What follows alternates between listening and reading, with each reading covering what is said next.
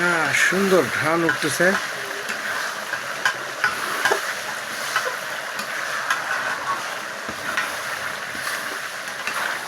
আপনারা চাইলে এরকম সুস্বাদু রান্না বাসায় করে খেতে পারেন।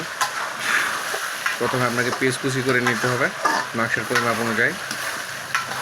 তারপরে পিস কুচিটা সামান্য তেল দিয়ে পেনে ভেজে নিতে হবে। এরপরে আপনি শুকনো লঙ্কা দিয়ে দেবেন।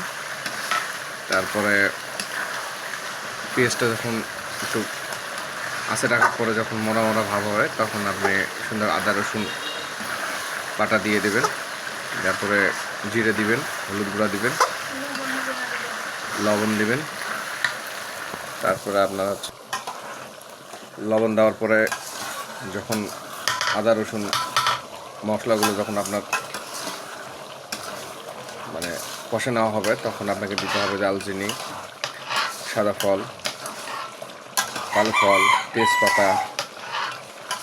তারপর আপনার মাংসটা দিয়ে কষাতে লাগতে হবে। কষাতে কষাতে কষাতে এক পর্যায়ে এরকম রূপ নেবে, তখন সামান্য করে পানি দিতে হবে আর কষতে হবে।